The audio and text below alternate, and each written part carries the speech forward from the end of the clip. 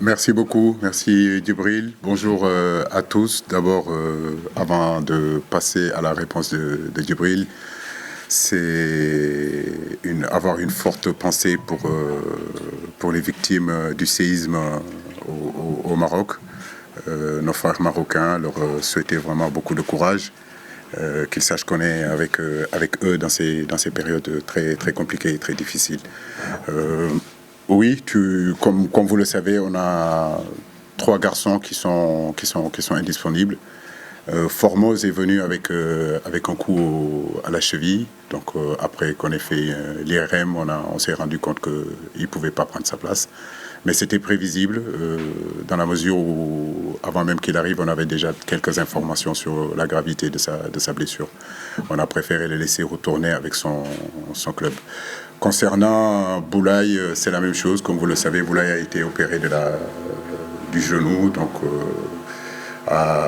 c'est un petit peu difficile, si vous voulez, les reprises. Quand vous restez longtemps sans jouer, il y a souvent une compensation par rapport à la jambe où il s'est fait opérer. Donc lui aussi c'est pareil, il est indisponible. Et Ismaïla aussi, malheureusement aussi, c'est la même chose. Au courant de l'opposition vendredi, il a senti une douleur derrière la cuisse. Et après l'IRM du samedi, on s'est rendu compte que lui aussi sera indisponible. Mais comme je l'ai dit, le groupe du Sénégal, on a un bon groupe, on a un groupe quand même assez large. Je pense qu'en mettant en place cette publication de liste, ces convocations, on avait paré à toute éventualité. Et comme je le dis, ce qui est important, c'est que le Sénégal constitue un groupe de qualité et qu'on a vraiment la possibilité de changer même des joueurs blessés, même si on sait l'importance d'Ismaïla. C'est l'occasion justement pour d'autres qui n'ont pas l'habitude de commencer, ou bien d'autres qu'on n'a pas vu depuis longtemps, reprendre aussi leur place et aider l'équipe à faire un très très bon match pour demain. Sinon, l'ensemble du groupe est là. On sera 22 demain et on a bien travaillé toute la semaine pour préparer ce match qui va en direction, si vous voulez, de la CAN en Côte d'Ivoire. Donc, beaucoup de gens me posent depuis qu'ils sont au courant que nous rencontrons l'Algérie pour ce match amical. 2019, quand même, c'est il y a 4 ans et comme vous le savez, beaucoup de choses se sont passées entre 2019 et aujourd'hui. Donc je suis sûr et certain que l'équipe chez nous en 2019, aujourd'hui, il y a peu de joueurs aujourd'hui qui sont avec le Sénégal et l'Algérie aussi. Je crois que si on doit compter, il doit rester peut-être 2 ou 3. Ça veut dire qu'il y a aussi une génération qui est passée, il y a d'autres qui sont arrivés. Mais je crois que ce qui est important, comme je le dis, comme j'ai eu à le dire en conférence de presse de publication de liste, ce match-là s'inscrit vraiment dans la progression de l'équipe nationale et surtout la préparation de la CAN. On sait qu'on n'a pas beaucoup de temps dans ces périodes de CAN d'avoir une préparation digne de son nom. Et je le dis et je le répète, on a la chance de s'être qualifié au bout de 4 journées. Et aujourd'hui, que ce soit la 5e journée avec le Bénin, que ce soit le Brésil, que ce soit aujourd'hui l'Algérie, nous sommes vraiment en plein dedans dans cette préparation de la CAN. Et l'Algérie s'inscrit aujourd'hui au mois de septembre, ça sera demain effectivement. Et comme vous le savez, au mois d'octobre aussi, on aura le Mali ici et on ira jouer le Cameroun. Donc c'est une planification qu'on a mise en place. Et c'est 2 grandes équipes d'Afrique et de très grands joueurs aussi sur le continent africain et puis de très grands managers, de grands entraîneurs. Donc j'ai envie de dire que demain, ça sera un très grand match et nous avons envie d'être à la hauteur de cet événement-là. Bien sûr que la question se pose toujours parce qu'avec Djamal Belmadi, je crois qu'on a pratiquement des destins similaires. Il a été international dans son pays. Moi de même, c'est la même chose. Il a joué dans des clubs où j'ai joué. Il a joué au Paris Saint-Germain. J'ai joué aussi au Paris Saint-Germain. Il est issu de Champigny-sur-Marne, là où j'ai grandi. Donc forcément, les comparaisons n'ont pas cessé depuis 2019 jusqu'à aujourd'hui. Est-ce que c'est le meilleur entraîneur? Est-ce que je suis le meilleur entraîneur? Est-ce qu'il nous a battus? Donc, mais bon, comme je le dis, effectivement, on a perdu 2 matchs en 2019. Ghana l'a bien dit. Ce sont ces matchs-là qui nous ont permis de pouvoir gagner la CAN en 2022 parce qu'on a énormément appris. Ce sont ces matchs-là, ces confrontations-là qui ont fait qu'aussi on s'est qualifié à nouveau à la Coupe du Monde. J'ai envie de dire que depuis 2019, on s'est refait. On a répondu présent à toutes les compétitions que tu sais sur le continent, une équipe nationale pouvait le jouer. Ça prouve notre caractère, ça prouve notre force, ça prouve qu'on a grandi et ça c'est intéressant. Mais en réalité, c'est pas Djamel et moi qui allons jouer demain. Nous, on sera sur le terrain, on poussera notre équipe. Moi, la dernière fois que j'ai joué contre l'Algérie, on avait gagné ici. Donc demain, je ne serai pas sur le banc, mais comme je l'ai dit, je donnerai toute la force, l'énergie nécessaire. Et je le dis et je le répète encore, c'est un gros match demain pour nous. Et ce sont ces matchs-là, en réalité, que nous désirons, que nous voulons. Et ça s'inscrit uniquement dans le jeu. Voilà, pas une question de revanche ou de vengeance. Je n'ai pas de vengeance à prendre, je n'ai pas de revanche à prendre, comme je le dis. On a perdu une finale en 2019, on est retourné à la Coupe du Monde, on a gagné en 2022 la finale, on est resté à la tête du continent africain depuis un bon bout de temps, même si le Maroc y est. Donc je dis que nous continuons notre bonhomme de chemin et si on doit dire la vérité, de 2019 à aujourd'hui, si on regarde les performances des deux équipes, je crois que le Sénégal est au-dessus. Maintenant, il faut le montrer sur le terrain demain. Ben écoutez, aujourd'hui, ce qu'il faut comprendre dans l'évolution du football africain, c'est que l'Afrique reste l'Afrique, ça ne changera pas. Donc, avec ses réalités. Mais les réalités d'aujourd'hui ne sont pas les réalités d'hier. Nous, à notre temps, c'était beaucoup plus compliqué. Aujourd'hui, les binationaux, quand ils arrivent, il ne leur faut pas beaucoup de temps d'adaptation. Moi, j'en ai quand même pas mal dans notre équipe. Et d'ailleurs, un qui est le capitaine aujourd'hui, qui n'est pas né au Sénégal, qui n'a pas grandi au Sénégal. Et pourtant, aujourd'hui, c'est lui le capitaine. Donc, c'est notre réussite aujourd'hui. Il y a quelques années, on se posait la question sur la motivation, justement, des binationaux. J'aime pas trop parler comme ça, parce que ce sont des Sénégalais à 100%. Il ne faut pas faire des différences entre celui qui est né au Sénégal et celui qui n'est pas né au Sénégal. Même s'il n'est pas né au Sénégal, ses parents, ses grands-parents, ses arrière-grands-parents resteront algériens et resteront sénégalais. Donc nous, de notre part, nous devons les prendre en tant que ça, en tant que tels, et puis les intégrer rapidement. Mais en réalité, que ce soit l'Algérie, que ce soit le Maroc, que ce soit le Sénégal ou d'autres pays, les binationaux s'intègrent de mieux en mieux. En Algérie, les binationaux se sont très bien intégrés sur ces dernières années parce que les conditions sont meilleures. Nous, à notre temps, c'était beaucoup plus compliqué. Mais aujourd'hui, véritablement, les outils en réalité utilisés par les fédérations, par la Confédération africaine aussi, de mettre les équipes nationales dans des meilleures conditions, fait que, en réalité, quand ils viennent ici, il ne leur faut pas beaucoup de temps pour s'adapter et s'intégrer. Donc pour moi, ce n'est pas un débat. En tout cas, nous, de notre côté, ce n'est pas du tout un débat. Sérieusement, bon, c'est Ghana, c'est Ghana, 100 sélections. Je lui ai donné 72 sélections sur ces 100. Donc ça veut dire que vous savez la confiance que j'ai en lui et surtout tout ce qu'il a eu à faire pour cette équipe nationale-là depuis des années en termes de régularité, en termes de performance. C'est véritablement un exemple pour tous les jeunes Sénégalais en termes d'attitude, en termes de patriotisme. Donc il est capable aussi, avec ses qualités de jouer et relayeur, il l'a montré en marquant des buts, en faisant des passes décisives. Je me rappellerai tout le temps de ce but qu'il marque contre le Bénin, qui prouve qu'il a des qualités offensives, comme je l'ai toujours dit. Il faut que quand il joue dans ce poste-là, qu'il intègre, et qu'il se dit qu'il est capable de le jouer.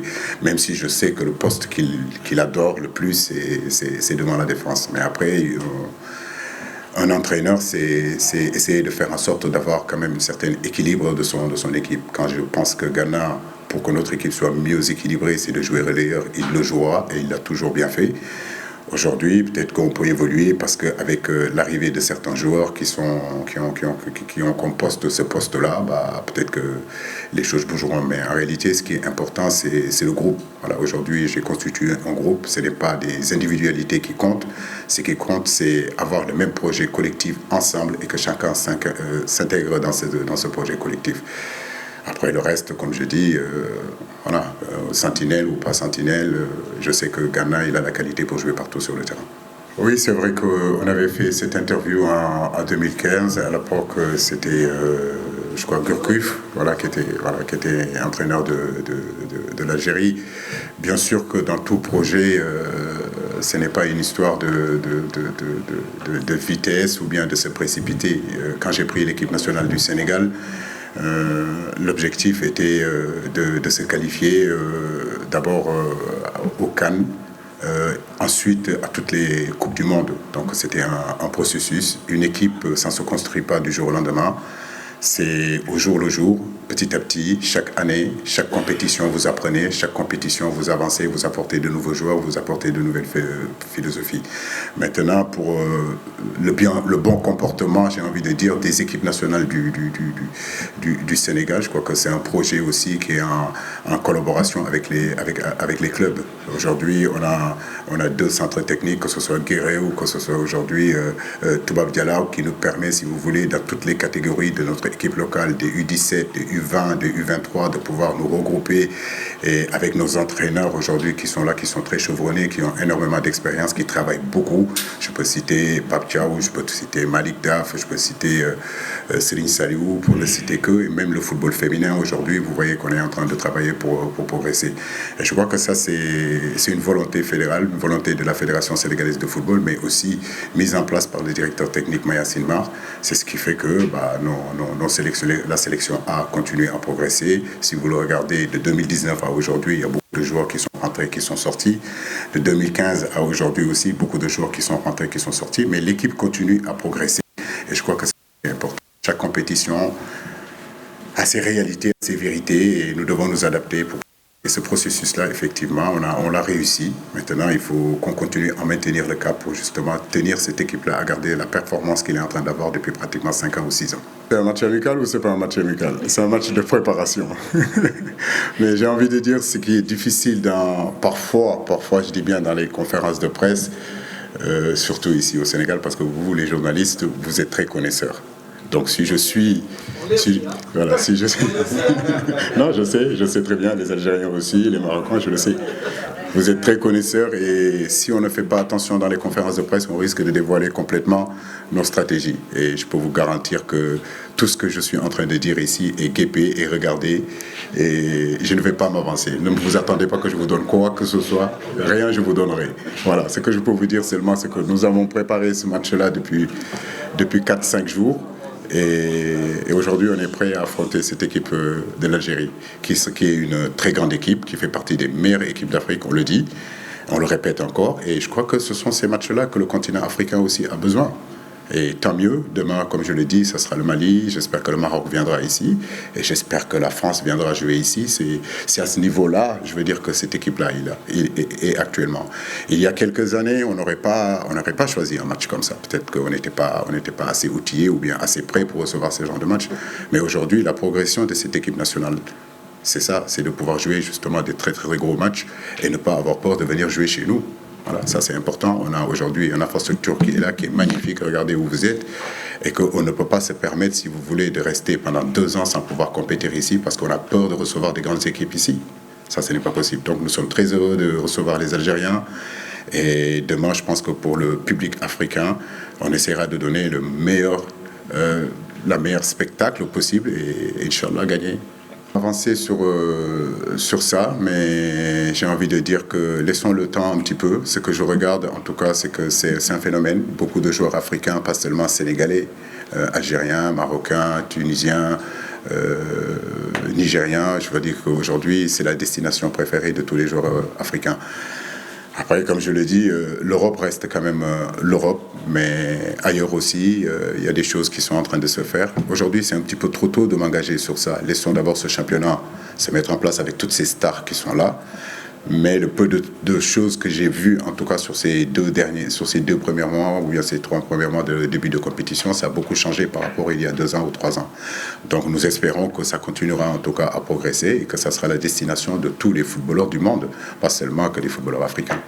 Forcément parce que c'est la 6e journée quand même des éliminatoires de la CAN et cette journée-là appartient effectivement normalement à l'équipe A. Les raisons pourquoi on n'y est pas allé, vous les connaissez, mais bien sûr, avec mon staff, nous avons regardé ce match. Féliciter vraiment le staff composé de Pape et de Malik. Féliciter les joueurs qui y sont. Comme je l'ai dit en conférence de presse il y a une semaine, il est difficile, si vous voulez, de convoquer 60 joueurs en équipe A. Alors, du fait d'avoir installé cette équipe A-là, ça donne la possibilité, si vous voulez, qu'on puisse voir d'autres garçons. Et on leur a donné la possibilité de s'exprimer contre le Rwanda. Il y a eu des très très très bonnes choses, il y a eu des garçons intéressants. Et je crois que c'est ce qu'il nous faudra justement. C'est un réservoir, c'est l'antichambre aujourd'hui de l'équipe A du Sénégal. Moi, de ma part, ce que je voulais voir, vraiment, je l'ai vu parce qu'il y a eu des garçons qui ont été très intéressants. Et ça donne vraiment de l'espoir pour le football sénégalais dans 1 an, dans 2 ans, dans 3 ans ou bien dans 5 ans. Et il faut continuer à travailler dans ce sens-là. Parce que les générations ne peuvent pas disparaître comme ça. Et avec la création de cette équipe A-là, on pourra vraiment contrôler et suivre des joueurs qui ne sont pas encore outillés dans l'immédiat à venir avec l'équipe A. Avec cette équipe A-là, on peut les conserver et petit à petit les faire venir avec l'équipe A. Et ça, c'est très intéressant. C'est une politique, moi, que j'aime beaucoup. Parce que ça nous permet vraiment de pouvoir contrôler, si vous voulez, toutes nos catégories, en fait. Voilà. Donc, et ça, c'est intéressant. Le site numéro 1 du sport au Sénégal, wivsport.com, est maintenant disponible en version application mobile sur iOS et Android. Retrouvez l'actualité du Sénégal pour tous les sports en direct sur votre téléphone. Football, lambe, basket, sport de combat, athlétisme et bien d'autres disciplines. Toutes les statistiques des championnats sénégalais, les matchs, les résultats, les classements à suivre en direct sur votre application WivSport.